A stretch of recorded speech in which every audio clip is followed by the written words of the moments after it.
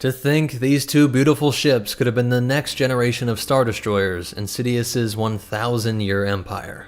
What's up, MetaNerds? This video will be a quick breakdown of the Sovereign-class Super Star Destroyer. Palpatine envisioned that the ISD and a few SSDs would secure the transition from Republic to Empire, squashing any rebels that popped up in that first generation, of course along with the help of the Death Stars. And then for the next 100 years, peace would be secured by these two massive ships, the Sovereign class and the Eclipse class. We covered the Eclipse in the last video, a ship that had a super laser that was weaker than the Death Star, but could still one-shot any capital ship, even the Executor class, and it could break through a planetary shield. Though it wouldn't turn a planet into space dust, it would cause such geological and atmospheric destruction that the world would quickly become inhospitable. That same weapon is inside of the Sovereign class as well, and even if it was a little bit weaker, it wouldn't have been by much. And so personally, I thought the ending of the new trilogy, where Darth Oprah just gave every Star Destroyer a Death Star laser, this was also the plan in Legends way before Disney, whether you like it or not. And when we look at the Sovereign and Eclipse, it likely proves that this weapon system couldn't have been much smaller, as this is essentially a shrunken down Eclipse, but it still only loses 2.5 kilometers, going from 17.5 kilometers down to 15, or 9.3 miles. This makes it so you have a pretty steady decrease in size down from the Executor class. As for its weaponry, it only loses 50 heavy laser cannons, but keeps the same number of turbo lasers, ion cannons, and tractor beams, while also having its gravity well projectors. It also went down to 480 TIE interceptors, making up 35 squadrons, and 60 bombers over 12 squads, along with 75 AT-ATs, but notably no prefabricated bases. The crew dropped by about 107,000, it would lose 20,000 troops, and 200,000 tons worth of cargo, which also have their consumables down to 5 years. So that's still an overwhelming amount of force, more than enough to take out almost anything in the galaxy, and begs the question why the Eclipse had to be made. And though not exactly the same, the Sovereign even retained the bow that could slice through enemy ships or space stations, even if this top part might be a bit of a problem. But what's also striking is how much sleeker this ship is than the original Star Destroyer line, from the more rounded aft to the more gradual slope of the sides that provide better stacking of the guns. And of course, even with all this redesigning, they still didn't move away from the exposed and iconic bridge position. Much like its big brother, the Sovereign was started in the same year as the Battle of Yavin, and would not be completed by the time of the Battle of Endor.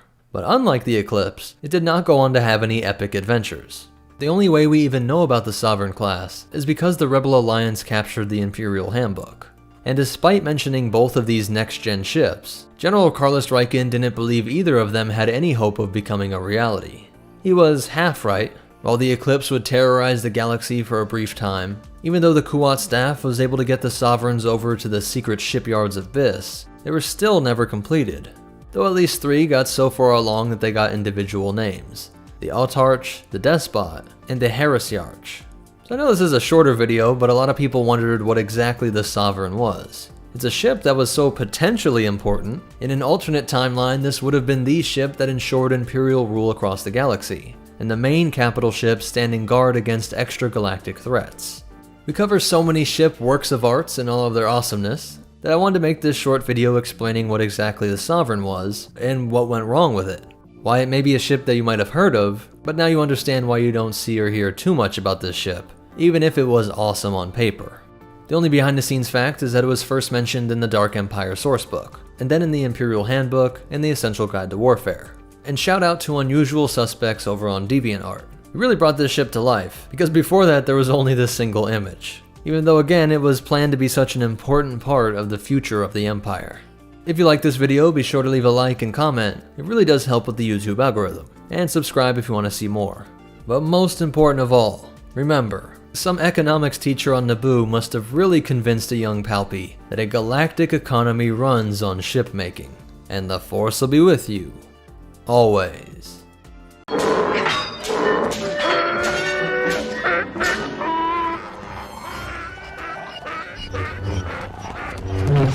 What's up, MetaNerds? This video will look at the Tusken Raider people, covering everything from their biology, culture, religion, and history. And this will have lore from both canon and legends, as I didn't really find anything that contradicted, as these are one of the most richly detailed people in the galaxy. To understand the Tuskens, we have to go back to around 30,000 years before the Battle of Yavin. The species that came to dominate Tatooine were called the Kamumga. In a time when this world was covered in lush jungles and forests, multiple oceans and dotted with lakes, these people would develop a technologically advanced society that mastered space travel and went out to explore many other worlds in the Outer Rim.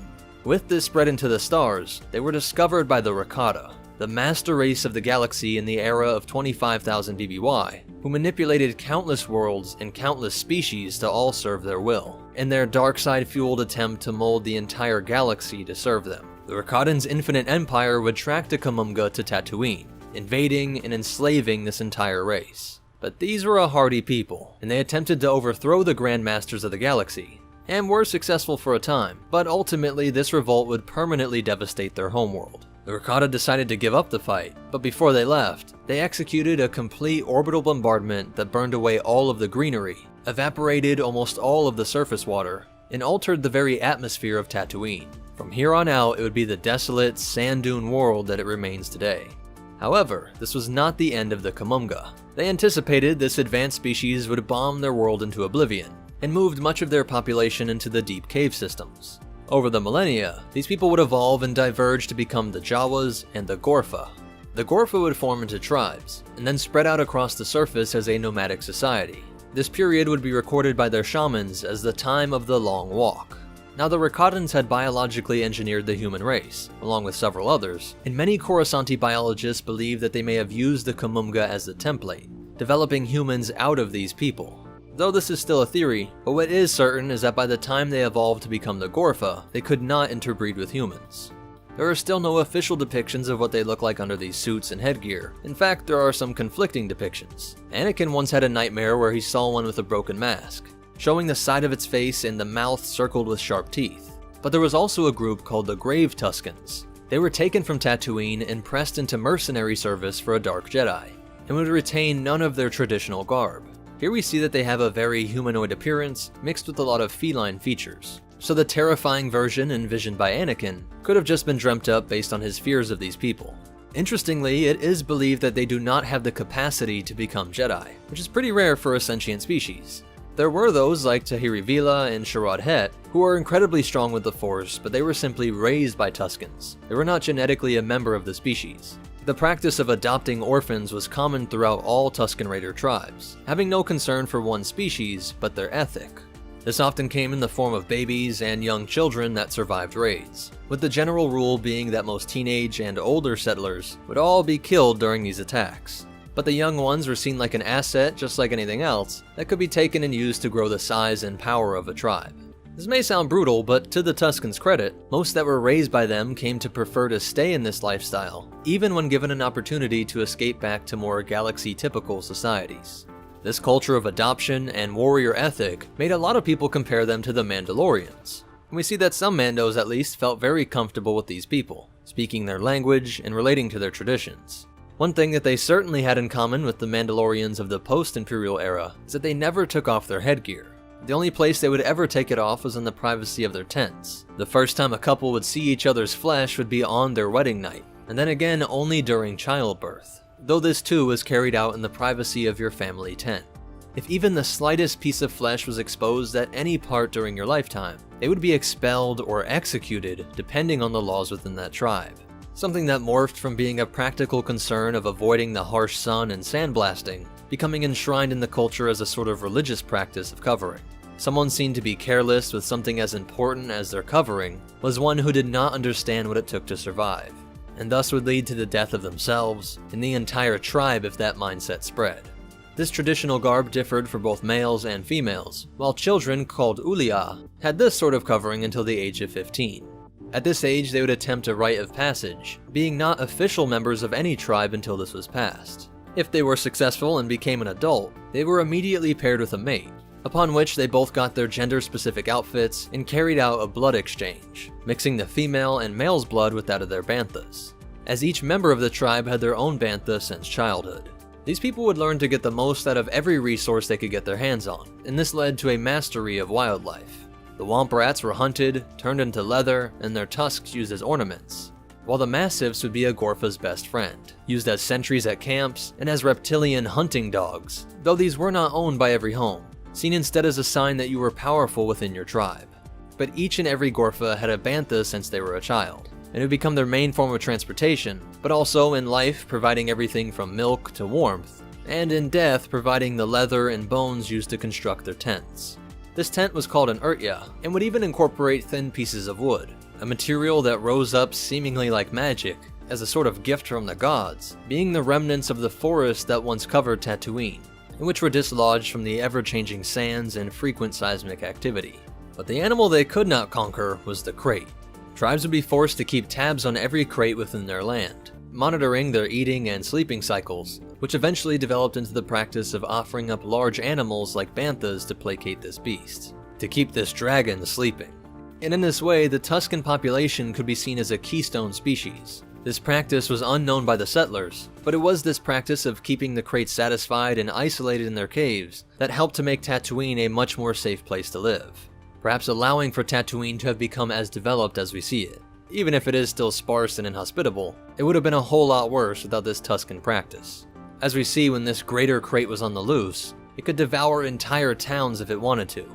But in the rare case that they could kill a crate, they would search the corpse for its pearl. This was the only thing these people considered a treasure, and the only thing they would pass down across the generations were the skulls of their ancestors and these crate dragon pearls. It's unclear what the Tuskens did with them, but it should be noted that smaller crate dragon pearls could be used as energy crystals in lightsabers, similar to the function of kyber crystals. As for their social structure, clans were groups of immediate family that consisted of 20 to 30 people. And tribes were not limited in number. In fact, they varied greatly in the number of clans that made up each tribe. But what was consistent was that the males would do the hunting, being away from the camp for long periods of time, while the women would stay back and take care of the children and animals, the camp guards being the massiffs. The women would ensure that the children became proficient in climbing up the enormous banthas and controlling it over the shifting sands and through sharp rocky terrain. The women and children would also gather hubba gourds and black melons, two of the only forms of vegetation that grew on this world. Both were repulsive to humans, which just added another layer of tension between these peoples, as the sharing of this rare commodity was seen as a sign of friendship, the rejection of which was seen as incredibly insulting. Though they were nomadic for most of the year, at the peak of the heat season there would be semi-permanent camps established in locations that were seen as holy to individual tribes. This is also where their dead were buried, while also being centered around wells. The discovery of water and its literal life-bringing miracle developed into another religious tradition. And though they had no forced traditions, there was a strong sense of mysticism. Some youth would be seen as more in tune with something metaphysical, and entrusted with becoming storytellers, relating the tales of their ancestry. This art would be mastered over their entire lifetimes, memorizing perfectly a story that would take multiple hours to recite. They were considered to be the most important members of the tribe, though if they recited even a single word incorrectly or in the wrong order, this would be considered a moral sin, and most tribes would punish this by death. But this was usually a death sentence for the tribe as well, as no other tribe would work with one who had lost their storyteller, seen as something like a sign that you were abandoned by the spirits, and this would result in brutal infighting that disbanded the tribe. The surviving members would die off in isolation in the Dune Seas, or best case, they were allowed into other tribes.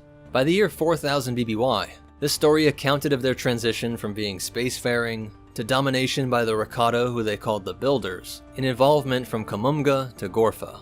And at this time they had fully abandoned any form of writing, though early Gorfa petroglyphs would be discovered and studied by archaeologists. And both Coruscanti experts and the droid HK-47 point out some interesting discrepancies. The ways they told them stories of themselves changed to be more of a moral lesson than strict history. As the storytellers put it, their ancestors were once ruled by evil leaders, and the evil ones were taken away by the Rakata as a way to test the morality of those left behind. Objectively, this was because most of the population was taken away to work slave labor camps on Rakatan projects that were off-world. HK points out that the Rakata left because they felt Tatooine was worthless, but the Gorfa believed their ancestors to be heroic liberators of this world. And though the aliens did bombard them, this was only to punish them for the path that they were on, as their evil ancestors showed no respect for the planet's natural resources. A lesson they think they corrected by their ways of living off the land, getting the most out of everything they find. The planet's twin suns were seen as symbolic of a family split. They were called Sky Brothers, and the elder one had tried to kill the younger. The younger survived, and was chasing the elder across the sky to get revenge. Each and every day, the Tusken was reminded that they were the younger people, that they had survived and would not stop living in a way that expressed this revenge. for as long as the younger son chased the older across the sky. This also fed into their hatred for Offworlders, who would keep growing in number from 5000 BBY on. The Tuskens saw all off-world technology as a trap, trying to pull them away from the traditions that saved them from the time of the apocalypse. And thus all these imports played the part of a cosmic trickster, trying to bring them back into the sin of their hubris-filled spacefaring ancestors. And specifically with the humans, who were the most populous settlers, the Tuskens believed that they were the descendants of those evil ancestors that were taken away by the Rakata, old corrupt Kamunga returning home. So deep in their cultural core is the fear that all humans are the sons of Cain, descended from evil, and still living in the tech-focused, spacefaring-centered civilizations. And there's a couple more interesting ritual beliefs and practices before we finish their history. One of the most gruesome traditions was the practice of forcing adolescents to capture animals and torture them to find the perfect balance between pain and death, trying to make it suffer for as much and as long as possible. Many prefer dewbacks and desert hulak raids, though it could be anything. And the most brave would go after young crate dragons, though no one would go after the greater crate. Other youth would take great joy at firing on pod races, celebrating the deaths of these off-worlders. And then there was the connection with the Bantha. Remember, every member had one since childhood, and if their mount died, the practice was to roam the deserts aimlessly, either dying themselves or being saved by the appearance of a new Bantha, which was said to be possessed by the spirit of the previous mount. But the craziest is that this worked in reverse. If a Tusken died, Bantha were known to walk away from the tribe and rush off of cliffs. This was something Han Solo and Luke saw personally. Now in 4000 BBY, the human settlers had been growing for around 1000 years, and a war was breaking out with the powerful Zerka Corporation. The Gorfa were able to chase them off-world, and the sandcrawlers they left behind would become invaluable to their now distant cousin species, the Jawa. This actually worked to discourage any further incursions by off-worlders for a while, though the settlements that were there hung on for thousands of years. Tatooine was considered so remote that in 1100 BBY, the Republic announced the formal rediscovery of this world.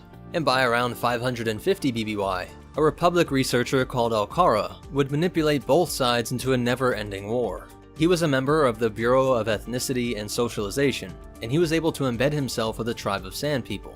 And after living with them for a while, he decided to further the tensions between them and the Offworlders. He would lead the Sand People into a strike against settlement police, eliminate all of them, but then led the Tuskens into a trap to be massacred by the settlers. This is seen as the start of the modern blood feud between these people, that would last up until current times.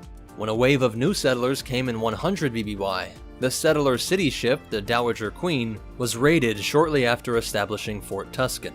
Now the term Gorfa is how they refer to themselves, but it was this massive and successful raid on Fort Tusken that they would be from then on out referred to by all settlers as Tusken Raiders. And in 22 BBY, these nomads would add a new evil spirit to their pantheon.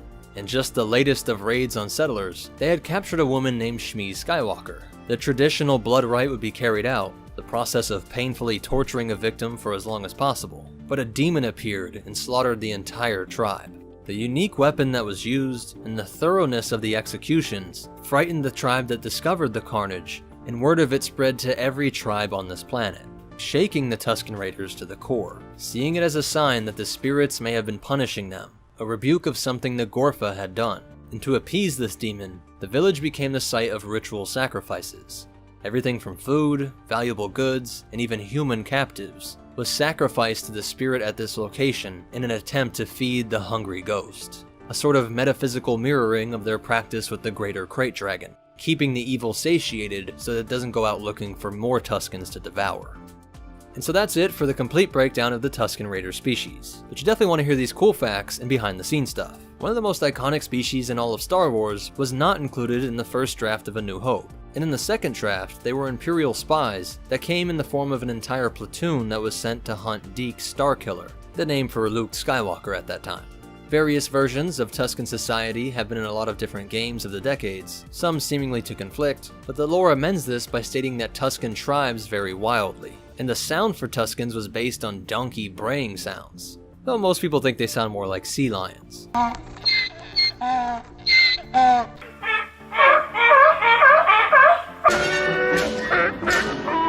Well, But one of my favorite facts is that the old lore writers locked in some names that might have just been trolling, making light of taking all this too seriously, as the Tusken who attacked Luke is which would make it so that he's more like a Pokemon or a rapper, having to say his name while he does his thing. And then there was also and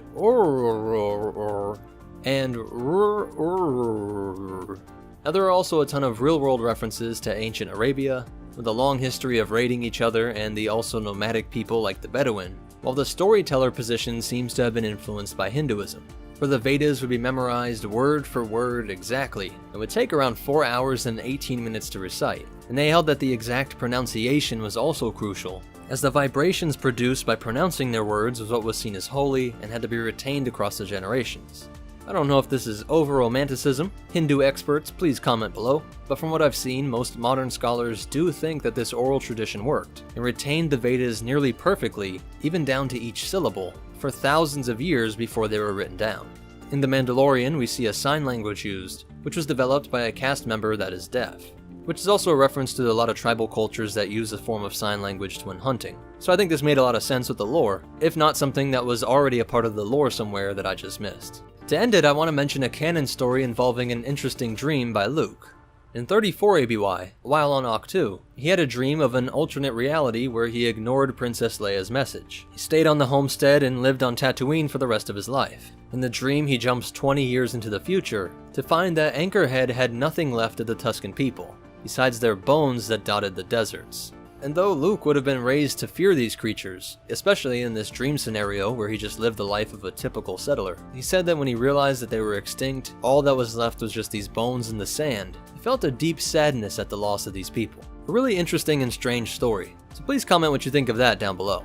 But most important of all, remember, and the Force will be with you, always. Welcome to Tython, Padawan. Everyone at the temple is looking forward to meeting you. Go to the planet Tython. There you will find the ancient ruins of a temple that has a strong connection to the Force.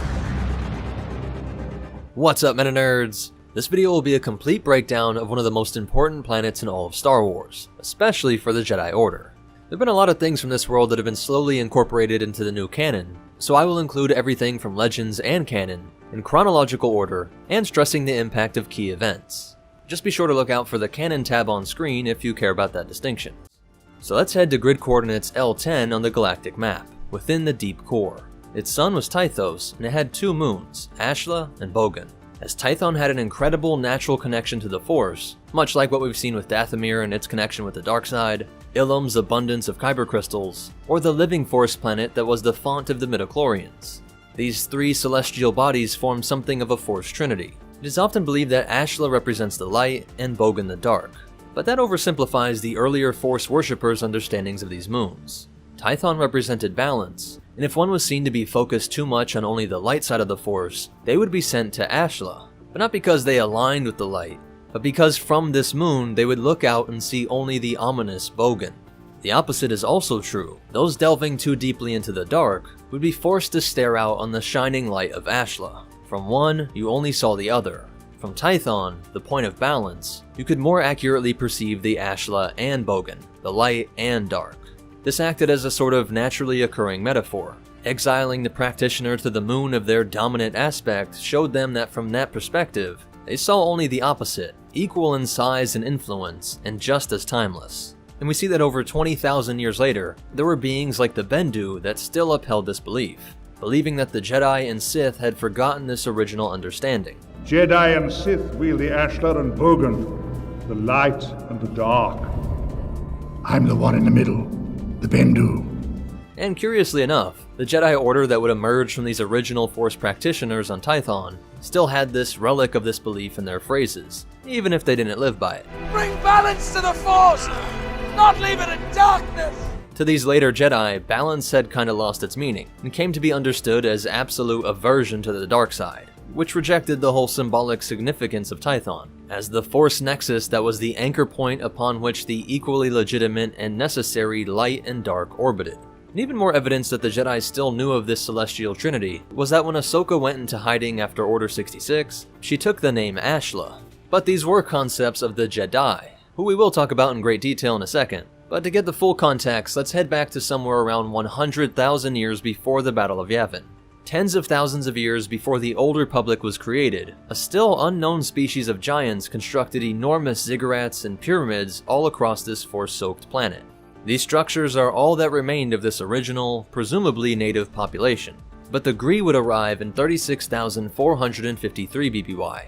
They found a lush world covered in mostly forests and jungles, but there were also some deserts and ice caps. Numerous continents all separated by large seas. The Gree were the first species to achieve interstellar travel, and by the time they set down on Tython, the natives were long gone. But there was an abundance of wildlife, with some abnormally high levels of aggression and ability. Things like screech lizards, acid spiders, hook hawks, blood spites, and flame tigers. The Gree would set up one of their hypergates in the bowels of these structures, but they would eventually abandon this planet as well. Why they did this is still unknown, but is presumed to be due to manipulations by the Force itself. Later we would see the Qua, who had a technology called Infinity Gates, which were very similar to Gree tech, and they too would set up these gates in the enormous ruins. The Force would leave its mark on this species, and the Qua would use their gates to travel across the galaxy, uplifting countless populations, introducing them to the existence of this all-binding energy field known as the Force, and preaching that one must find balance. So we see that long before the Jedi, this species also learned from Tython that balance in the light and dark aspects of the Force was key. But one of the species introduced to this belief decided to reject this teaching in favor of more power.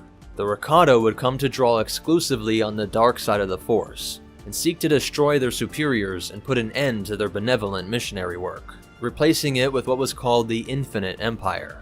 Using a new technology that channeled the Force itself into their hyperdrives, their empire literally ran on dark side power. To protect the galaxy, and especially Tython, the Qua destroyed their own Infinity Gates to stop the spread of Rakata. Those that were isolated on Tython eventually died out, but at least the Rakata did not make it to this Force nexus, at least for now. Circa 37,500 BBY, massive pyramidal ships called the Tho-Yor departed from Tython, and traveled across the galaxy to various Force-worshipping people scattered across the stars. One of the most notable were the Order of Dai Bendu, monks that lived in the harsh, snow-covered world of Ando Prime. These ships had no apparent pilot or technology, and these monks would meditate on its mystery for over a millennia before it opened up one fateful day. Again, with no organic being or technology seeming to be behind it, through their minds, these Bendu monks felt commanded to enter the craft, feeling that the Force itself was conducting this strange series of events. Each of the pyramids then traveled to several other worlds to collect more Force-sensitive beings. The year 36,453 BBY could be considered the year that the galaxy would change forever, as it is the year that various Force-observing groups were delivered to Tython on the 8 Tho-Yor ships. Numerous Force observers from dozens of different species were all thrust into the same mystery, having no idea what had just happened to them or why, but they all agreed that the Force itself had wanted them to all come together.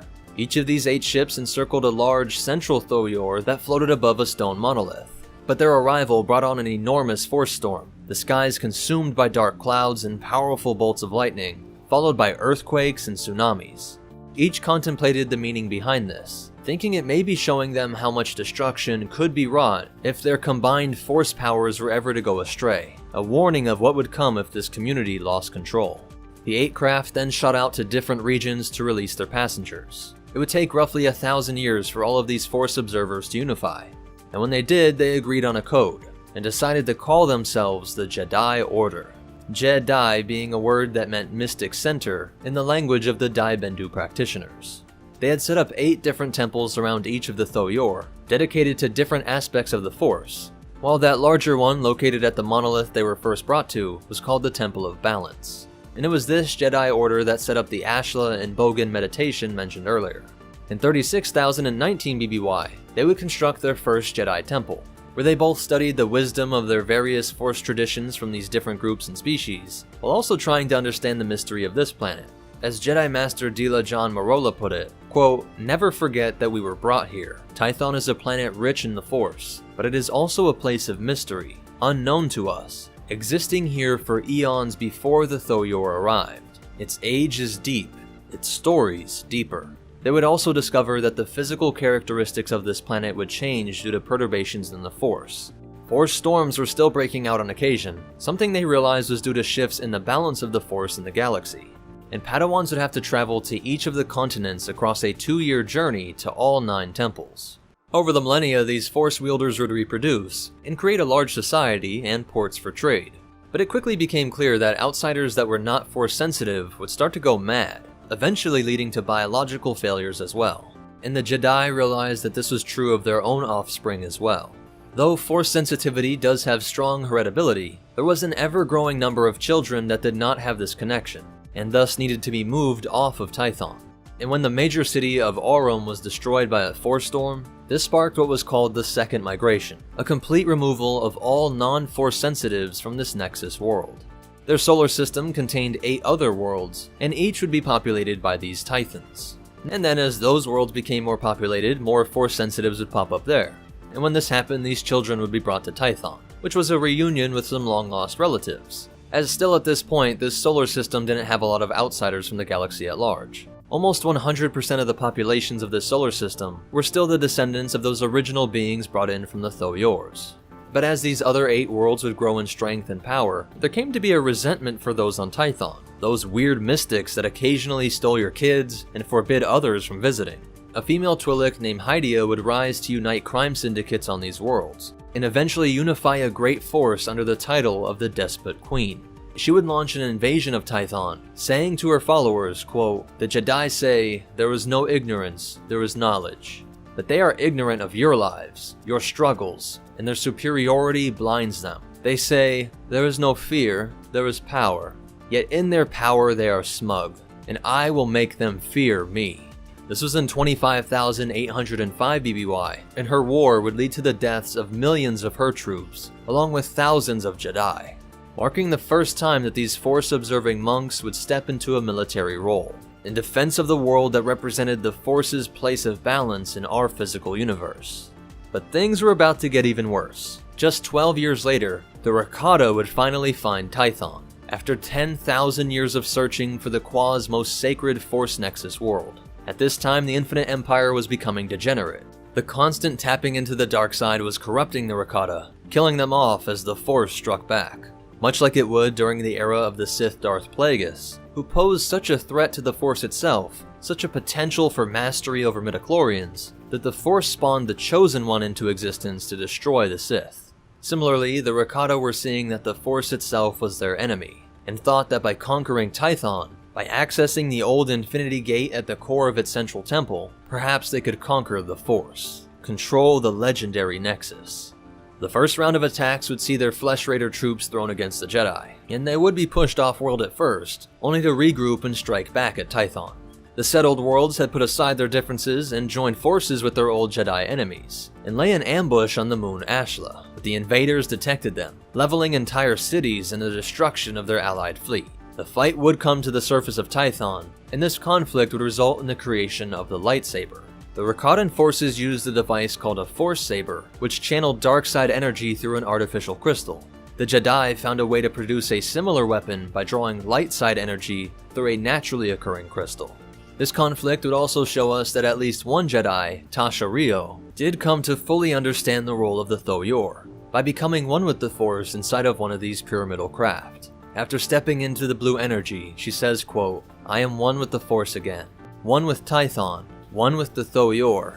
I understand who created it, and why." With this, the Thoyor activate and emit beams of orange destructive energy, which seek out the Darksiders commanding the Rakata fleets, completely destroying these impressive ships and allowing the Jedi to finally be rid of the Rakatan plague and continue their stewardship over Tython. But this shook the Jedi Order, placed the first seeds of the rise of the Sith. Though the Sith title itself was still a ways away, there were many who were traumatized by these wars and thought that they should look more towards the power of the dark, the Bogan, while others thought they needed to go even further towards the light, the Ashla. This tension within the Order would quickly erupt in a civil war, a conflict called the Force Wars.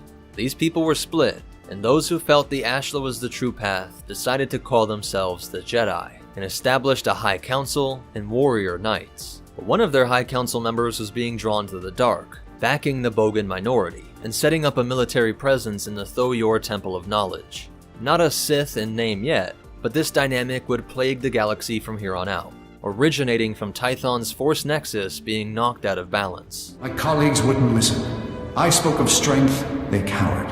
I spoke of a golden age, they chattered of overstepping ourselves. It took many powerful Jedi to stop you, Master Rajavari. Those who survived were clearly worthy to survive any challenge. Remember that battle, my friends, my death. These Darksiders were defeated and pushed off-world, but these force storms, earthquakes, and tsunamis were growing in proportion to their straying off balance. Most Jedi believed that their force powers came from Tython itself, but when some knights ventured out to liberate other worlds in the system, they were shocked to see that they still had their powers and deep connection to the all-binding energy, if not as intense as back home. Though victorious, the fact that these reverberations in the Force were physically altering the planet pushed the High Council to move its home to Ossus, going from the deep core all the way to the fringes of the Outer Rim. About 1,000 years later, these Jedi would face another civil war, known as the First Great Schism, which resulted in the Juntapal taking the title of the first Dark Lord of the Sith. The Sith Order would eventually bring about the destruction of Ossus as well, driving the Order to the core world of Coruscant. They still had records of Tython, though none dared visit that volatile world. None who followed the Ashla, that is, as the Sith would travel back to their shared homeworld, and would use this nexus point to power their alchemical experiments. One of the most terrifying beasts produced were the Terentatex, who came to swarm all over the continents of Tython, and then numerous other worlds as the Sith spread these evil spawns. The Jedi High Council initiated the Great Hunt, and Jedi would set foot back on the original homeworld of their order after 20,000 years, finding a world torn apart by the rift between the Jedi and the Sith, but they were able to exterminate the Terentatex. Though shortly after this triumph, natural, or perhaps force-guided shifts in the galaxy resulted in the collapse of hyperlanes that led to Tython, leaving it abandoned again for nearly 400 years. It wasn't until the great Jedi Knight Satele Shan decided that it was her duty to reclaim the ancient homeworld. Following the sacking of Coruscant and the tentative peace of the Cold War between the Republic and Sith Empire, Shan set up new Jedi temples on Tython, which at this time had gone back to looking like a lush, beautiful world. She would set up the headquarters near the site of the original Darksider stronghold at the Temple of Knowledge. It wasn't long before the Sith Empire wanted to show the Jedi that they would not take their shared homeworld with ease. You've been invited here to perform an act once thought impossible. An attack on the Jedi Temple of Tython. Launching a series of attacks that were repelled by one mysterious figure that would be named as the Hero of Tython by Satele Shan. But by 3638 BBY, Darth Arcus would finally take the Jedi Temple. Though interestingly, he was not a Sith, but a Revanite, a follower of Revan, a man who was considered to be one that had achieved the deepest connections to the light side and the dark side over the course of his difficult life. Revanites wanted to live by his wisdom, something that was more in line with the original Jedi, more in line with what seemed to be the will of Tython, fully seeing and understanding the light and dark. Arcus used his power in the Sith Empire to take this world simply to recover relics and holocrons that would let him better understand Revan, and the nature of the mysterious and ancient Rakatan Forerunners. This was followed up by the conquest of the Eternal Empire, a force of droids that were led by the spirit of Darth Vitiate. Though he was one of, if not the most powerful Sith of all time, it is unknown if he took any interest in Tython. At this point, he was inhabiting his host body Valkorion, having managed to transfer his essence and stay alive for over 1,500 years. Perhaps he did not want to tempt the Force with his presence on this world. The Jedi communities were spread throughout the galaxy, and would eventually reorganize on Coruscant around 3630 BBY. It would be 2,000 years before Force users returned, and this time it was in the form of a Sith. During the New Sith Wars, Lord Belia Darzu would establish a fortress on this nexus, and use its energy to power her skill of Meku Daru, the alchemical ability to turn flesh into metal, beast into machine, taking up various strange creatures of this world and raising an army of techno-beasts, launching the Sictus Wars against Republic-held worlds. She recorded this technique in a holocron for future Sith, and by the year 990 BBY, this would be discovered by Darth Bane. As he approached the fortress, her automated defenses sprang to life after lying dormant for more than 2 centuries, though he was able to destroy them and work his way into the structure, finding that at this point in its history, all of this conflict and presence of powerful Darksiders was triggering that reflexive nature of Tython to lash out. The surface looked like a hellscape, with constant powerful storms. A lost paradise from the time of the Jedi Order. He would enter the fortress and be ambushed by the remaining techno-beasts, and after destroying them, he discovers Darzu's holocron and meditated on it to learn how to build his own. But his apprentice Darth Zana was being pursued by Jedi, and she leads them to Tython. Here, light and dark would fight on this world again, and these two Sith would be victorious over their 5 Jedi attackers, ensuring that the existence of the Sith Order remained a secret. Though over the next decades, the High Council decided to erect one final temple on Tython, using it as a place for only the most disciplined of Jedi, braving the immense dark side presence and focusing on the light that was left on this corrupted Force Nexus. Over the next millennium, Tython again faded into obscurity.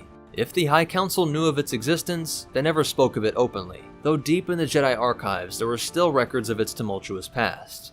Though the exact details on the origins of their own order did become obscured with time, some would place the first temple on Tython, while other Jedi researchers believed it was on Ahch-To. The confusion is understandable, and perhaps the temple Luke discovered could be a Bendu temple, the precursor to the Jedi Order. Or it could be the first place a temple was built after they had officially become Jedi, not Jedi. As this Ahch-To temple was first built tens of thousands of years before the Battle of Yavin, putting it in the range of the legends of Tython.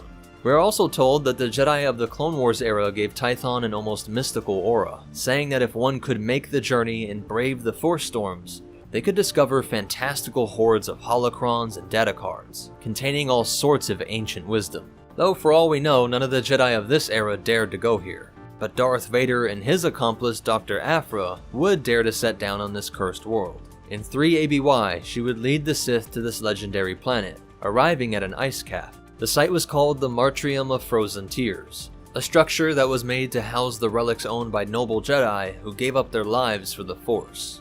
Aphra tries to betray Vader, leading him into a place that her archaeologist father had suspected was an ancient Jedi confessional. It was built of solid kyberite, a material that channeled the Force, and was within a Force-active mountain, on a planet that was a Force nexus. So after leading Vader into it, she sees that he is ambushed by visions, and she explains that with millennia of people explaining their guilt, their sins in this Force Nexus chamber, she suspected that it would cause psychological havoc in the mind of someone who was full of regrets. Aphra would be able to escape just seconds before Vader overcame his psyche and exploded this ancient chamber of solid kyber with his pure darkside energy.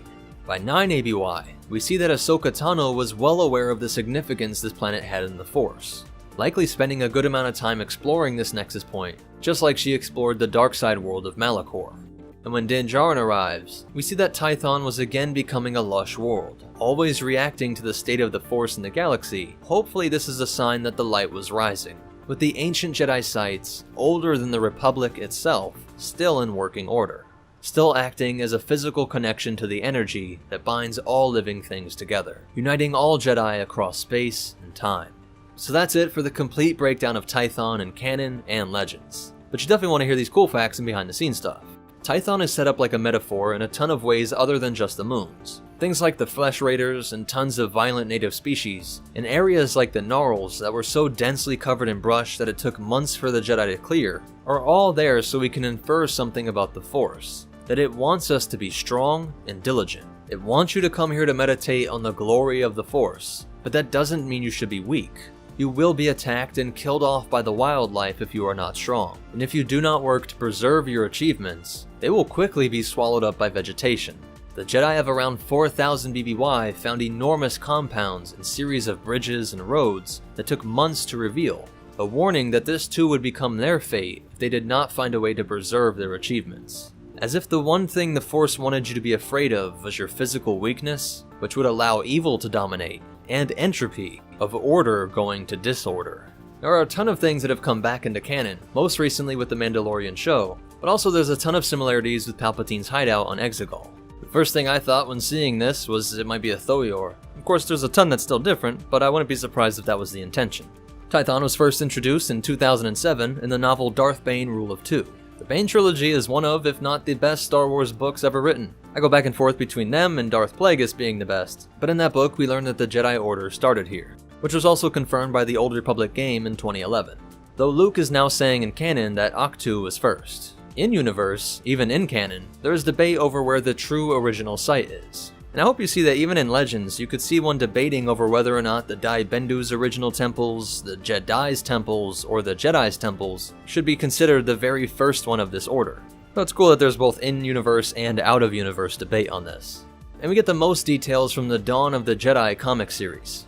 But if you want to explore more of the Old Republic era Jedi philosophies, the debate around balance and the will of the Force itself, I really suggest the video Philosophy of Kreia here on YouTube. Besides being one of the most interesting characters ever, not just in Star Wars, the video is incredibly well made. You get to hear the character struggle in her own words, and I agree with this video's creator that Lucas's point within the movies, coming from Lucas's love of Carl Jung and Joseph Campbell and mythology in general, is that one cannot start down the path of deciding when it's okay to do an evil act and when it isn't. Also that we do seem to be tested by something, and so you should completely abstain from rationalizing with evil. You will go down a path where you become evil, and that most evil people in history could conceptualize why the ends justify the means. That is what a Sith does, and Kreia struggles with this, and really with her hatred that the Force puts us in these situations. We make fun of the Jedi for saying balance, while losing their minds if someone gets mildly upset, or Force forbid just wants to shoot some lightning. But I think I'm with the Jedi Order on this one, not the Jedi or Bendu, at least in theory. But it definitely is a great debate, and at the core of Star Wars. If you want to show your support, please hit the like button and comment down below. That's all great for the YouTube algorithm. And be sure to subscribe so you can see future videos like this.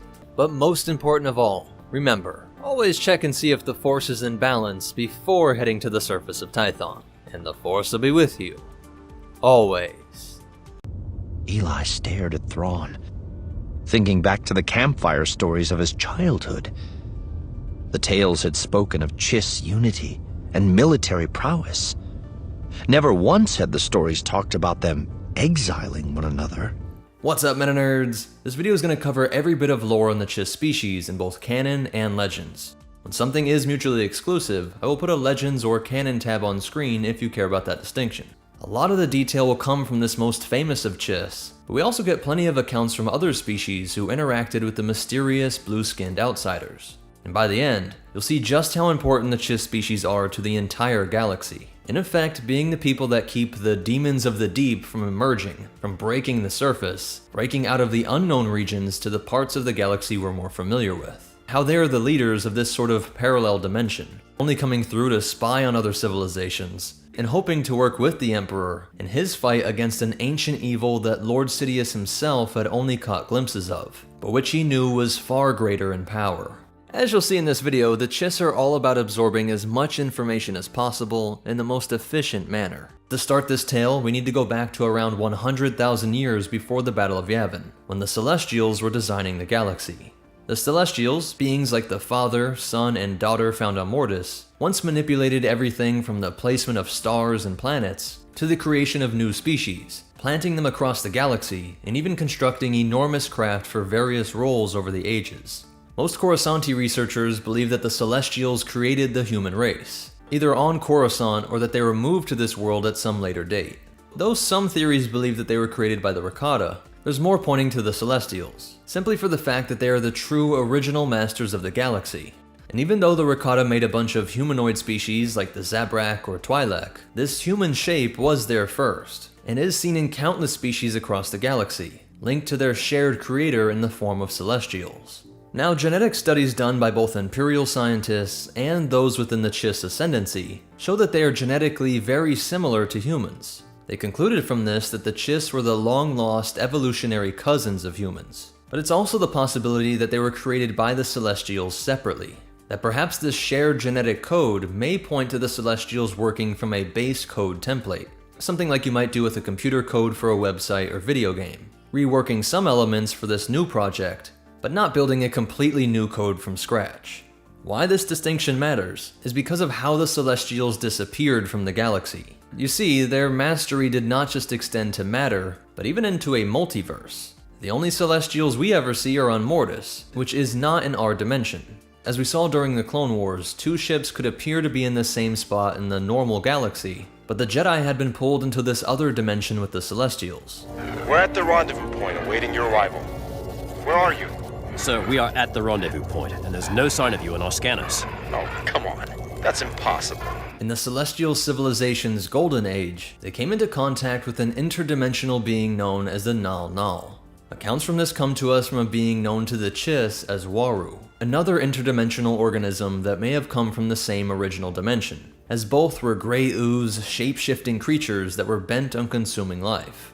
Waru just wanted to use his unique connection with something akin to the Force to get back to his home dimension. But Nal Nal was like a plague, a virus that could not be stopped despite the best efforts by the masters and architects of the stars. They decided that their only option was to cut off its spread, to collapse areas of space-time, and make hyperlanes to this area impossible. For a hyperlane to be useful, it had to extend for thousands of light years at a time, just one light year being around 6 trillion miles. So by creating a scattering of anomalies, became like a maze or space-time thicket, that, if not entirely impossible to traverse, would make it unbelievably difficult, only with a preposterous level of effort or luck. This worked to save the galaxy that we know, while resulting in this bisection that would forever sentence this third of the map to be referred to simply as the Unknown Regions. Remember, though they may have been a species created separately by the Celestials, the Chiss believed themselves to be descendants of humans that had been trapped in wild space. And there was a human sleeper ship that was lost in this area around 27,500 BBY, though it's unclear if these became the colonists on the world Scylla, which at that time was a lush tropical world. But this planet's migration through space put it into an ice age, compounding the trials for these people. They were now cut off from the galaxy at large and freezing. Luckily, these were a high-tech, spacefaring people, and they were able to move underground to survive, evading the quick growth of glaciers and snowstorms, while they plotted to branch out and build an empire. Despite the difficulties, or perhaps because of them, this world would remain their center of their civilization. And it was this living underground for tens of thousands of years that resulted in the change in their skin color and eyes. Their blue skin was due to minerals in the glaciers that now became their main source of drinking water, while the hue of the blue in their skin was dependent on the level of oxygen that they were exposed to over their lives. Almost all had this blue-black hair, but there were a few that had gray hair, something that was believed to be a sign that you will have exceptional children. While one of the most useful adaptations were their enhanced hearing and vision. They could hear a slightly greater range of sounds than most humans, but their vision had evolved to let them see in the infrared range, something that could show them how parts of a person's face were heating up in conversations, coming to learn how one's face would light up when they were lying, angry, scared, or calm. Just another non-verbal cue to pick up on in conversations, often giving them an advantage over humans. And they would grow to be a bit taller than your average human, at 1.85 meters or about 6 feet, and live just a bit longer as well, with an average lifespan of 80 years. The Chiss are known for their cool-headed, stoic, and tactical nature, which is a result of both biological and cultural factors. Biologically, they mature at about twice the rate of humans. A 10-year-old Chiss was as mature as a 20-year-old man, and so the demeanor of a 40-year-old would be comparable to a wise old sage in human societies. Though a major shortcoming was their connection to the Force. There were a few Chiss Force users in the form of Jedi and others, but notably only on this side of the galaxy. In the Unknown Regions, most Chiss would lose their Force abilities as they grew out of childhood. And this isn't lore here, but I speculate that this could be the result of manipulation by the Celestials. When they altered space-time to cut off the spread of the Nal Nal, these master wielders of the Force may have done something to alter the connection with living beings in this area. Maybe as a way to deprive the all-consuming gray ooze of Force-wielding slaves. Though it may have opened the door to some Force abilities that some would consider unnatural, an enemy of the Chiss that we'll talk about later in this video. There is a less intense theory that it may just be the Chiss culture that stunted the expression of this Force connection. Ahsoka points out during her time after Order 66, when seeing a child use the Force, and knowing that the Emperor was hunting down any Force sensitives, that if the child was not trained by a group like the Jedi, these abilities would weaken over time to the point that she could not use them in any detectable way. This might be a good explanation for what's happening here, but the only problem I have with this is that the Chiss had a very good reason to keep around Force users. The way that they explored space in this space-time thicket of gravitational anomalies was to use mostly young female Force wielders as navigators. These children would be pressed into service for the Chiss Ascendancy, and help with the slow and careful journeys out from Scylla. They called this ability the Sight, as their focus was to detect unseen dangers via their precognitive abilities. This sense was called third sight, while telepathy was referred to as second sight. So while most cultures would rely on a trusty astromech to safely travel the stars, the Chiss Empire was built from the sight of gifted children in the role of navigators. Though most Chiss would never know this. In fact, most were completely ignorant of the Force at all. And though it seems odd that Chiss on the main part of the galaxy can be seen becoming Jedi, it is this seemingly unstoppable degeneracy of the young Chiss's Force connection that makes me think it may be built into this area of space, something the Celestials did to prevent the Null plague from using the Force, as the Chiss military had every reason to develop the Force abilities of their children, keeping a lifetime of navigator experience instead of always churning through new kids, training them all the way up from scratch each time to just serve a few years. But to make it even weirder, as the Force would choose to immaculately conceive the Chosen One via a woman named Skywalker, the Chiss independently chose to name these beings with the gift of sight, these navigators of the stars, Ozili Ashembo, a Chiun word that means Skywalker. And so these Skywalkers were key to the power of the Chiss Ascendancy. The Ascendancy was the name of their empire, which would come to conquer the homeworlds of several other species, as well as plant Chiss colonies on a number of lifeless worlds. It was ruled by the 9 ruling families, the leaders each being called aristocra.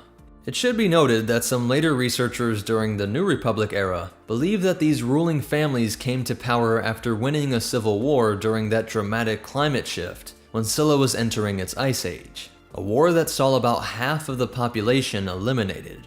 And though nothing in Chiss history mentions this, the Chiss are extremely secretive about their past, forbidding outsiders from seeing their accounts while admitting to having detailed records over tens of thousands of years, but no one but the ruling families can access them. There was at least a superficial democracy, with an elected parliamentary body from each of their 28 colonies. But the next step were governors appointed by the 9 families. And so those governors acted as gatekeepers, as they were the only ones to pass on legislation to the rulers. Each of the 9 houses would deal with different issues, such as justice, education, healthcare, science, and military. Because their society was a collectivist economy, House Sapla, the family in charge of logistics and redistribution of resources, became the de facto head of the Chiss civilization, with House Narodu, the head of warfare, being a close second. When they met to make a decision, they tried to never use individual names, instead each wearing colored robes to distinguish each house, a practice that made the family seem timeless. No exceptionally great or exceptionally weak individual that would stand out in history. And while we're talking about names, the Chiss have a 3-part naming system. The first was their family name, while the second was their personal name, and the third was their occupation. Or if they were a member of those 9 larger families, the third one would be that overname, since it was almost always also your individual occupation. But these names could change over your lifetime based on major changes to your status. Thrawn's original birth name was Kaivu Ra Nuru, being named Ra and of the relatively small and poor colony family named Kaivu. When he rose through the ranks of the Chiss Military Academy, a man named Myth Urf Ianiko noticed the boy's genius and took him as a merit adoptive. One of the only ways for a Chiss to ascend out of this authoritative socialistic caste system, where he would go on to serve the military branch or House Narodu. His name was now Myth Ra Narodu. As the Chiss Expansionary Defense Force consolidated their strength in the unknown regions, they established alliances and lucrative trade networks with numerous species from countless worlds. With these people, they would speak the language Minisayat or Saibisti, trade languages that had been developed in the unknown regions that could be produced by almost all species, as their native language Chiun had syllables that were unpronounceable even by their human cousins. The first humans they met were the most remote of settlers on the fringes of the Outer Rim. Life always has a way of breaking through boundaries, and some were able to trickle through the celestial-imposed hyperspace thicket over millennia, having a handful of Chiss popping up on both the sides of the Old Republic and Sith Empire. But considering what we know of Thrawn's role with the Empire, I think it should be considered that many, if not all, were acting as double agents for the Chiss Ascendancy. With characters like the Chiss Jedi Nuru Kungurama, who conveniently dropped his Narodu last name, and who, like Thrawn, was also serendipitously discovered by the Republic. While Thrawn was placed in exile to be discovered by the Empire, and to work his way up through the ranks of the military, Orama was picked up by the Jedi and rose through their ranks. Odd that such a series of events would happen on their own when it was already extremely rare for Chiss males to be Force sensitive. I think this was the work of the invisible hand of the Chiss Ascendancy, the ruling family that had learned from this abrupt bisection of the galaxy and the sudden onset of an ice age that they needed to collect as much information as possible, always trying to understand all the variables in the galaxy at large to make sure they weren't blindsided again. A sentiment that leads to the stereotypical Chiss being defined by incredible self-control, intelligence, and a cold reasoning that planned out decades into the future. As they expanded their federation of planets, they also used automated drones to create a network of anchor points, similar to hyperspace buoys, but that could be used only by Chiss craft, with a fleet that was the closest thing out there to the strength of the Republic, with everything from carriers, destroyers, fighters and bombers, APCs and gunboats, with their troops possessing the most advanced tech in the region, like a cloaking armor device and Charic weapons. A weapon that was a sort of combination of slug rifle and blaster, combining a solid projectile sent along a beam of blue energy, compromising most shields or armor, which were only suited to block solids or beams, not both, and that could not be deflected by lightsabers. This is also the same type of weapon that made the Chiss capital ship's equivalent of a turbolaser, called the Mega Mazer artillery. So imagine just how devastating that would be on ships like a Venator or an ISD. The Chiss pride themselves on an appearance of cold logic and peacekeeping, avoiding any conflict, which is their true goal, but only on their terms. Every species that dealt with them felt an aggravating air of superiority coming off the Chiss, and in private, this was truly how the Chiss felt, that they were the stewards of the galaxy, especially in the unknown regions, the only society of adults, surrounded by all these other species that acted like careless, aimless children. And they went through great effort to make sure accounts of any conflicts were hidden. The Chiss would use biological weapons like a parasite bomb, as well as things like radiation bombs and the Chiss defoliator, all in an effort to bring worlds into line with the goal of the Chiss Ascendancy. Instead of the major conflicts like those that consumed the galaxy at large about every century, the Chiss went thousands of years without open conflict, due to the surgical precision of their special forces, and also a ton of espionage. Long ago, Chiss agents stole a holomap from the Sith Emperor, in case our deal with the Empire went sour. It shows the coordinates to the Emperor's greatest secrets. Officially, we can't act on this. But you can. If you disposed of Zenta, you would have the gratitude of the Ascendancy. I may even be able to broker an alliance. Forward to our partnership, Aristocrat.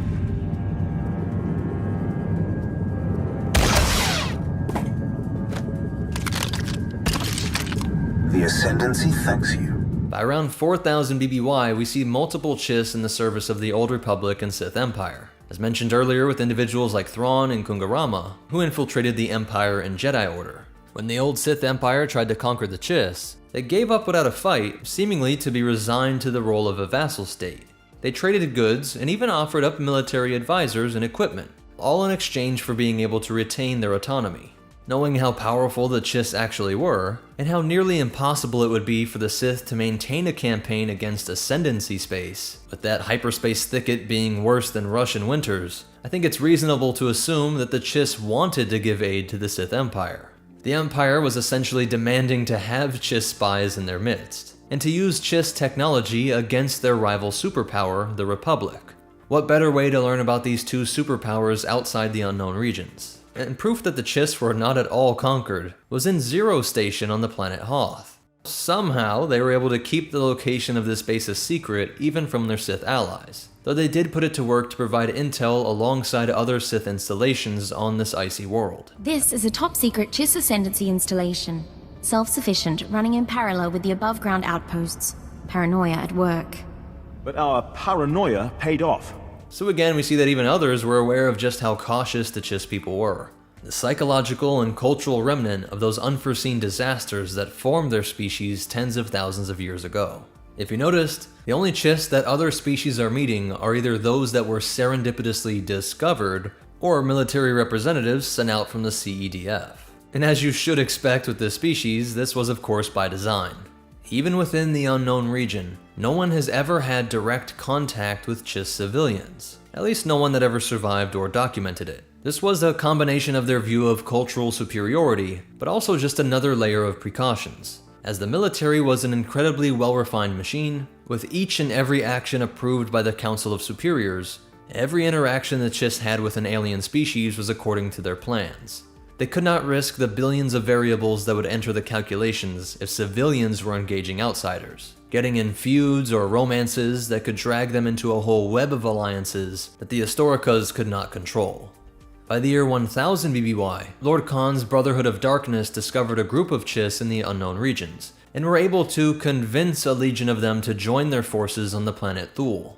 Again, likely they were spies trying to learn about this new Sith force. And this is the first time that outsiders would hear of the Chiss policy of avoiding initiating aggression or any form of preemptive strikes. Though it should be noted that throughout Chiss history, just entering into Chiss space was seen as an act of aggression, and some within the military approved strikes against any violating vessel. From the year 178 up to 28 BBY, the Chiss were starting to be introduced to the greatest threat in millennia. Though this is a spot where legends and canon will differ in details like names and dates, but notice in their core these are very similar threats. Legends say that a race considered to be simple barbarians, the Vagari, seemingly out of nowhere were becoming more aggressive and were raiding closer and closer to the Ascendancy's borders. This was the first sign of the coming invasion of the Yuuzhan Vong, the extragalactic force that would conquer the entire galaxy in years to come. These invaders had forced the barbarians to flee towards Chiss space, and it also forced the living, sentient planet Xenoma Sekot to also escape into this space. The CEDF was quick to inspect it, but assumed it was just a strange rogue planet caught in some gravitational current. In 27 BBY, a Jedi exploration force was traveling into the unknown regions. 6 dreadnought cruisers arrived in a mission deemed the Outbound Flight. This sharp increase in activity in their quiet part of the galaxy concerned a young officer Thrawn.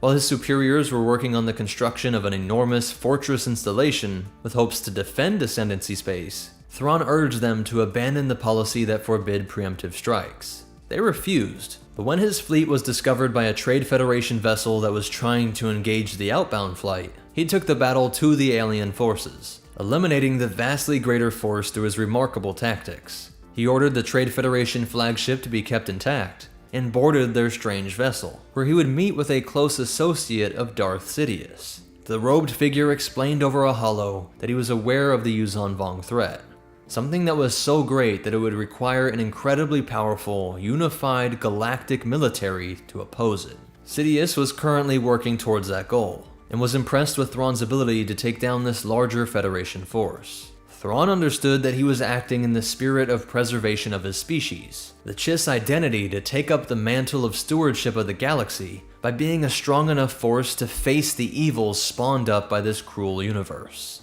While his descendants nearly died off, caught in the crossfire in the war between the Nal Nal and the Celestials, he would not let his Chiss go extinct in this inevitable conflict with the Vong and this Darth Sidious. He would draw the nearby Vagari force towards the location of the Jedi ship, and wait until both had been significantly weakened before rushing in to finish them both off.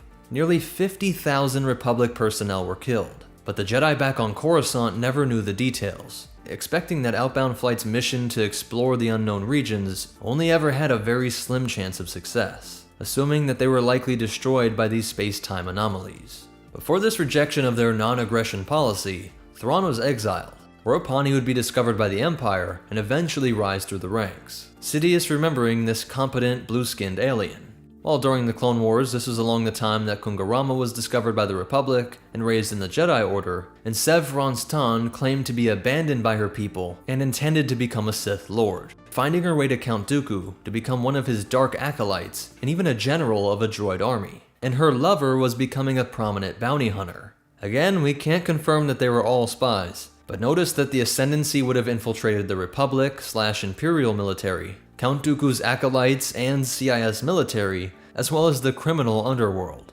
Thrawn would stay in a secret but powerful position within the Empire, appointed to his role by Sidious personally, and he used Imperial might to ensure that threats to the Ascendancy were eliminated, eventually even becoming Emperor himself of the Imperial Remnant forces. Though he would be assassinated before the Yuuzhan Vong invasion, his people were now taking the threat seriously, and becoming more proactive than ever to establish alliances with obscure forces like the Hapes Consortium, and major forces like the New Republic and some remnant factions. Together they were able to stop this all-consuming galactic-scale threat. This time would also see Jedi Master Luke Skywalker meeting with these people as an emissary of the Galactic Alliance. On Scylla, Master Skywalker would also glimpse something that the ruling families had desperately tried to conceal. The ugly fact that their seemingly cold and logical leadership was also witness to some vicious assassinations, even of members of rival ruling families. The last time we hear of the Chiss and Legends is around 127 years after the Battle of Yavin, when they were at their old trick of letting themselves seem to bend the knee to a Sith Empire, while having their agents take on important roles in Darth Krayt's empire. In canon, there are some important differences. Thrawn wasn't really exiled. This was all an elaborate ruse to get the Empire to take Thrawn in, as he had previously fought alongside Anakin Skywalker during a time in the Clone Wars. Though their battle was not against the CIS, it would be Neimoidians that ended up getting the Chiss reinvested in the galaxy at large. When Thrawn was working with Jedi Knight Skywalker, the details he got concerning the Republic left the Chiss man disappointed. He felt the Republic was an unworthy ally. The Ascendancy had been aware of a looming threat from the parts of the unknown regions that even they had been unable to map. The Grisk were violent conquerors, with fleets of enormous size that were said to block out the stars of systems that they invaded. Through means that are still not fully understood, but most likely some sort of novel force ability, they were able to employ a sort of mind control over their victims, deeming them client species and using them as their next wave of frontline soldiers and workers, snowballing their forces throughout the unknown regions. They were the only serious threat to the Chiss Ascendancy in thousands of years. And though their violence was what spread their infamy, Thrawn and many Chiss military intelligence officers noticed the Grisk's incredible planning and surveillance. The mysterious force was not plundering at random, but targeting blaster and lightsaber-resistant materials like cortosis, while also having a deeper understanding of Chiss society than any other species in this region. At this time, Thrawn would be approached by Neimoidians that were fleeing the abrupt collapse of the CIS. Knowing the punishment by Palpatine's new empire would be swift and deadly, they begged Thrawn to convince the Ascendancy to rally up the fractured and fleeing CIS forces, to rush back and topple this evil empire. But unlike with the Republic, Thrawn liked the description of the Empire. A force that had unified the galaxy, was ruled by a strong dictator that was bent on expanding the military, which had already proved to be incredibly powerful. Nothing to bog down the decision-making, no anti-war factions that might have a say in the government. This was exactly the ally the Ascendancy was looking for. So they agreed that Thrawn would fake his exile, be captured by Imperial forces, and use his proficiency against these imps along with his connection to Anakin Skywalker to open the door to a low-ranking position in the Imperial military. Thrawn would be just the latest of Chiss double agents, something Palpatine was not entirely unaware of. But the Blue Alien's tactics proved themselves time and time again, allowing him to rise through the ranks and eventually become Grand Admiral Thrawn. He would nearly put an end to the Rebel Alliance during the Battle of Atollon, but immediately after this, Thrawn and Darth Vader would recall to Coruscant to meet with the Emperor, who explained that he had felt a disturbance in the Force somewhere in the unknown regions. This investigation would be the way that the Empire learned of the Grisk. Thrawn's Star Destroyer, the Chimera, would engage a fleet of Grisk, and it was only from using the new TIE Defender that they were able to eke out a victory. A skirmish that showed just how closely the Grisk had been studying everything, having excellent counters to TIE fighters and interceptors. They hadn't just been spying on the Chiss, but even the humans' empire. And with all that the Chiss Ascendancy had learned of these people, Thrawn knew this was not a true victory, saying, quote, "The Grisk are not to be underestimated. If they fled combat today, it is because they chose to do so." Thrawn also learned about how the Grisk had been infiltrating the Ascendancy through means of political subversion. For the first time in history, at least within the records allowed to be viewed by those of Thrawn's level, one of the populations under Chiss rule was being manipulated by an outside force. The Chiss were laying the seeds of disagreement within the ruling families. These people were an alien virus that emerged from the depths of the unknown regions that now might lead to a civil war within the Ascendancy, and one which eventually would spread to challenge the Empire as well. After another skirmish, this time over the planet Batuu within the western reaches, Thrawn could read the writing on the wall. He knew his people would have to act as a bulwark against the Grisk, saying to Vader, quote, "The invasion is coming, Lord Vader, but I have now bought the Empire time to prepare."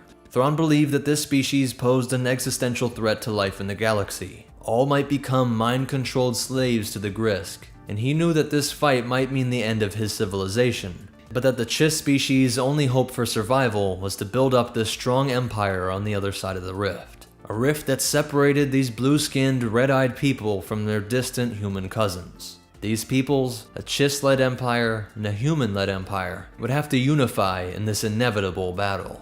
So that's it for the story of the Chiss species, but you definitely want to hear these cool facts and behind-the-scenes stuff. I just want to explain this again just in case it was a bit confusing, but the force-sensitive navigators that the Chiss used allows you to travel through the maze of space-time anomalies quicker.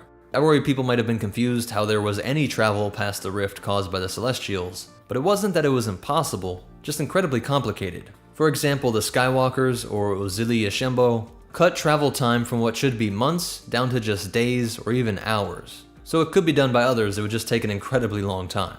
So that's how some merchants on the most outer regions of the Outer Rim occasionally dared to explore these regions, and how other species came in and out of this region over millennia. This concept of supernatural navigators is similar to the guild navigators in the Dune universe. The psychoactive drug spice gives them mental powers that aid in space travel. The Chiss species was first introduced through Thrawn in the novel Heir to the Empire back in 1991. The idea that their force powers diminished as they enter adulthood is a new canon concept, but there were always only very few Chiss force wielders. Only the Dark Acolyte under Dooku, Severon's Tan, and 3 Jedi, Intaria Wellos, Kung Arama Nurodu, and Daz Ranos. An early design of Agent Kallus shows that he could have been a Chiss, but I agree with the Rebels team that this might have been a bit much. The fact that Thrawn was a Chiss that rose so high in the Empire, and was the only one we see, really adds to his mystery. I think it would have been odd if there was another Chiss in the story of the Rebel series. Author Timothy Zahn says that on top of the already 4 new canon books made revolving around Thrawn, he hopes to be able to expand more on the Grisk invasion in future material. And one of the coolest attentions to the lore was in the game Jedi Outcast, when Kyle Katarn meets a Chiss bartender on the world Nar Shaddaa, and we can see that he's struggling with Galactic Basic, as the Chiss native tongue is very different. Cares? Out of sight, out of minds, says us. And it's all strictly legit, right? As legitimate as anything on Nar Shaddaa. And then there's also Iram Radiq from the novel Maul Lockdown. Radiq was a weapons designer that operated from within the most notorious prison in the galaxy, Coghive 7. 11 years before the Clone Wars, Sidious sent Maul in with the goal of identifying this mysterious figure, who was revealed to be so powerful that he had his hands on a nuclear device. And this is a bit of my own insight on this, not strictly lore, but almost every Chiss can be seen as spying on the society from the other side of the rift. Notice that the Chiss we see in the galaxy at large are always at extreme ends of society. A respected Imperial Admiral, a Jedi or Sith, and criminals. I see it like this. The Chiss Ascendancy wanted to see how strong those powers are, learn their operations firsthand, but also see the weaknesses of those powers. How strong are the Jedi and Sith really? How about the Republic and Empire? How much disorder or corruption is there? That side is tested via the various bounty hunters we see over time, and beings like that bartender, which might not seem like much, but he's soaking up stories from all of the criminals that poured through the cantinas of the crime capital of the galaxy. A perfect way to get the story from that end. Or infiltrating the most secret prison facility and trying to arm various groups like the Bando Gora. How long could you get away with that? Painting a fuller picture of the state of affairs, as they're collecting information on the success or failure of bribes. Is the Empire cracking down harder, or is crime booming, and maybe that strong dictatorship was just an illusion? The best way to find out is to have ears in the Republic/Empire, but also within the criminal world. Exactly what you'd expect from the species that managed to claw out their own empire in a part of the galaxy that was sacrificed and cut off. A people shocked by unpredictable events, that from then on out were driven to gather the most data available to understand all the variables at play in order to bring about their ascendancy. So that's it for the Chiss species. The best way to show your support is to hit that like button and drop a comment. It really does help with the YouTube algorithm. And of course subscribe if you want to see more. We have tons of other species videos like the Togruta and Tusken Raiders, and all kinds of ship breakdowns and character stories. But most important of all, remember, the Chiss are always watching. So don't let down the human race by letting your search results scare away potential alien allies. And the Force will be with you, always. They're back. Who? The Empire. They're back. What's up, MetaNerds? This video will be a complete breakdown of the Class 546 cruiser, which is essentially the Imperial successor to the Arquitens-class command cruiser. We'll use everything available to do a complete breakdown of the ship from its weapons to complement, a tour of the interior, and take a wider look at the role of this ship, and even some speculation on the manufacturers, and some interesting behind-the-scenes facts. The Arquitens had been constructed by Kuat drive yards for use by the Republic during the Clone Wars, and they would continue producing this vessel into the Imperial era. There were some models that were not altered in any way except for the paint job, but most did receive some updates that cost up to 4 to 5 million credits, and included changes to the interior and weaponry. Racks for the new TIE fighters were installed, while the interior was redesigned for the dramatically increased crew, and storage for all the consumables that they would need. And then there were even some special Arquitens that received an even more dramatic overhaul, like the Thunder Wasp that got a larger hangar bay, and was a vessel upon which the then Captain Thrawn served as first officer. This craft was crucial to the Imperial victory over the Battle of Umbara. By the time we see Moff Gideon, circa 9 ABY, Thrawn is believed to be involved with some military presence in the galaxy. I should point out that one of the things Thrawn was known for was critiquing Palpatine's obsession with making ever larger ships, thinking that battle stations like the Death Star and Super Star Destroyers were a waste of resources. Better to have a more nimble fleet of ships in the size from Arquitens to Victory, since they all had more than enough firepower, and just in case someone sprinkled some force magic on their torpedoes, or flies a tiny A-wing into your bridge, you don't have to lose a spaceport-sized asset. It is possible that this is not Moff Gideon's flagship, and perhaps he does have an ISD out there somewhere. But I think Thrawn's philosophy makes even more sense when you are an Imperial remnant force. This vessel, its armament and complement, is more than enough to oppose any opposition they would face, while also being more easily supplied and staffed, as being able to adapt to the abrupt collapse of supply lines after Endor had to be one of the most difficult parts of retaining power from the Imperial into the Remnant era. Almost all Imperial ships artificially increased the crew number from the Republic era, often by ridiculous multipliers, that led most to believe that this wasn't as much a statement of the technological needs of the vessel, but the result of Imperial politics. The Emperor wanted to have as many people as possible in debt to his war machine. So while the Republic Arquitens crew maxed out at 100, the Imperial variant now stated that it needed a crew of 750. This more than 7 times increase cannot be explained by anything else. It's just another example of how Palpatine was willing to kill 3 birds with 1 force choke. With these larger crews, it was a great way to deal with the potentially rowdy young people from the lower economic rungs of society, giving them jobs while also building an allegiance to the military. You entered this facility as children, and in a few short weeks you will leave as soldiers. By the time you complete your training, you will be prepared to serve your Emperor. Big Palpy was providing you credits, and the rebels were the ones killing your friends and trying to take away your paycheck.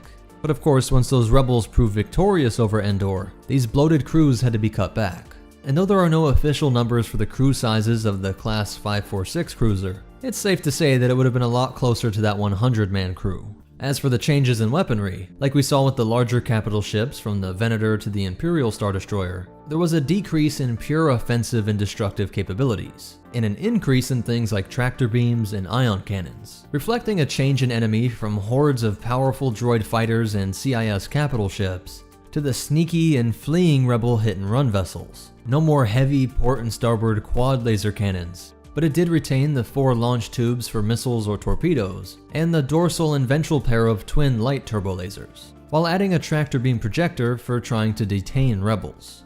Interestingly though, there was a variant of Republic Arquitens that did have a ventral laser cannon. The shot fired by the Class 546 that took out the Razor Crest could be a turbo laser blast, but every time we see those being fired, it's all 4 of the guns firing at once, never just that one bolt. So perhaps it was a separate weapon like a ventral gun. Though I admit I cannot find it, but if you think you spot something, be sure to comment it down below. And as a side note, we get a very unique look at the ship's heat signature. Note that it's showing that the hottest parts of the ship are the engines and the shields. Interestingly, not the weapon that was just fired, proving just how demanding those hangar shields are. And as for the sublight engines, there are 3 primary engines, while it adds 4 secondary ones for improved maneuverability and acceleration, while likely staying with a Class 2 hyperdrive, as that was what almost all of the Imperial capital ships possessed. Only things like starfighters and the Venator had faster Class 1 hyperdrives. The most unique tool in Gideon's arsenal are the 3rd generation Dark Troopers. They would deploy from these side hangars while being stored in their own designated chamber. This was a room along the outside edge, and like many on spacefaring vessels, it could be vented to remove unwanted cargo or dangerous materials. The midsection of this ship is one enormous hangar that has port and starboard openings, while there was also a smaller ventral bay. This may be similar to this area on the Venator, which had a crane that could secure a ship or vehicle, as well as move cargo. So although it's a small space, the compact TIE fighter rack design does make it so that this space could contain a few TIE fighters. And then there was the most impressive part of this ship, that central launch tube. This isn't just an exit, but is described as a launch tube, and notice how the TIEs accelerate, jolting ahead here faster than their normal acceleration. These blue lights that line the opening are not found in any other ship, and can be reasonably assumed to be making this opening function as a railgun that shoots out TIE fighters, either through magnetic force or a series of repulsors. These 4 exits made for an incredibly rapid deployment of its complement, just another thing that would be right up Thrawn's alley. Having a powerful mid-sized ship that could deploy a swarm of deadly fighters quicker than any other vessel out there. The railgun being perfect for the near zero resistance environment of space. Official reports say that it held at least 8 TIE fighters, but I wouldn't be surprised if it was 12 or even 24 total, since a squadron is 12 fighters. So it would be weird if it carried less than 12. And remember, these TIE fighter rack designs are a great use of space. These hangars also contained at least 2 Imperial transports, the apparent predecessor to the First Order transport. And so while the Dark Troopers had their jetpacks, these transports were perfect for moving Gideon's wide array of specialized equipment and troopers, having both mortar troopers and E-Web gunners, in addition to the previously shown flame trooper, proving that the Empire retained its strength if it did lose its size. Moving to the exterior, we see the docking tubes on the port and starboard sides for connecting to larger ships and spaceports. Just another way that these main cargo areas could be filled with everything from food, fuel, explosives, and weaponry. And perhaps to carry even more, this section where the body meets the engine array has been extended from its predecessors. Notice how the Arquitens comes to a point at the junction with the engine array. Here the Class 546 adds these modular containers, 8 on each side. 16 massive containers that could make this thing stay out on missions even longer. There's also a slight change in that central rectangular strip along the dorsal side that's been widened a bit more and raised more than its predecessor. But one of the biggest changes is on the bridge. Look at how narrow the bridge was in the original Arquitens, but in the Class 546, the space is now closer to that of the Venator or an ISD. Having multiple terminals being operated by engineers, pilots, shield operators, communication specialists, security officers, and others, while the center of the room contained a large hollow terminal. This allowed Gideon to pull up high-res scans of locations and design battle plans, and we know that this ship has the ability to send long-range encrypted messages. When we come out of hyperspace, send an encrypted message to Dr. Pershing. Let him know we have got our donor. That message is possibly going to Camino, Coruscant, or Biss. My speculation is that cloning researcher would be on the cloner's homeworld, or maybe the capital of the galaxy, hiding in plain sight where he could surely get access to anything he needed, or on Biss, where Palpatine was resurrected in Legends. As for some other details, like most ships of this size, there are elevators that connect each deck, and surveillance cameras that line every hallway and room. It is interesting to wonder if much of this ship is empty. When this ship gets attacked, it's not like they faced off against hundreds of stormtroopers. So since this ship was likely built during the Imperial era, there may have been whole sections for barracks and mess halls that were just completely abandoned. A potentially subtle form of demoralization, as you might have a remnant trooper being driven to avenge those that were lost, but he may also be growing to lose faith in the Imperial propaganda, likely having joined out of financial need, or at most out of a hope to be part of such an incredibly powerful military. Now looking down empty corridors and sitting in cavernous mess halls may have left some troopers feeling like they were holding on to a lost cause. Another thing to keep in mind is that Arquitens production stops in 4 ABY, but pirate groups and security bureaus held on to a few, and in Legends at least, were able to hold on to them at least until the year 20 ABY, which would be 11 years after the events of The Mandalorian. And while we've been assuming that this was retained by Gideon throughout the fall of the Empire, it is possible that this was produced after Endor. Gideon, or perhaps even Thrawn, may have requested a ship with certain specifications to be fulfilled by the shipwright. As for which company that was, it could not be Kuat Drive Yards, as they were captured by the Rebels/New Republic forces in 5 ABY. So we can take a clue by the manufacturers that would end up working for the First Order. The company that supplied the capital ships was Kuat and Tralla. and the TIE variants and shuttles were from Sinar Jameis. Execs and engineers from Kuat Drive Yards and Sinar Fleet Systems fled after the New Republic takeover and found partners in the smaller but still capable shipwrights on the planets Entrala and Jameis, which were located in the Outer Rim, conveniently being the two planets directly flanking Munilist, the homeworld of the Mun banking clan that had funded both sides of the Clone Wars. I have a separate video breaking down this ridiculously obvious clue as to who funded the First Order, so check out the card or description if you want to see that. Whether this ship was an Imperial holdover or something designed by Gideon or Thrawn, I think it is perfect for the Imperial remnant. So that's it for the breakdown, but you definitely want to hear these behind the scenes facts. Sadly, I had to leave the size breakdown to the end here. This was confusing the Bantha Poodoo out of me, and then I tried seeing if anybody else was having luck with it, and there were a couple great threads on Reddit and Twitter that I found. Shout out to these guys, as this was way more detailed than what I was doing, and it does focus on the Lambda versus the TIE Fighter size. On Reddit, we see how really the size of the Arquitans has been off from the official stats and what we see on screen. But I really liked user ProPeach's post showing that it could be the 546 cruiser at 650 meters, which is reasonable for what is essentially an Arquitans 2, and the Empire always makes a bigger version of the predecessor, and would make for a cool spot between the Arquitans 1 and Victory. But that doesn't make sense with the launch tube. What the Twitter thread shows is that the only way to have that opening make sense is if this is some sort of mini Lambda variant. Less than half the size, but then that doesn't really make sense either with what we see on screen. So sadly, this may just be one of those ship sizes that we shouldn't think too long about. I still think it's a cool and useful design, and I'm sure there'll be some sort of official size for it in the future, even if, like with the original Arquitans, there's some inconsistency with how that's shown on screen. But what did you guys think of this ship?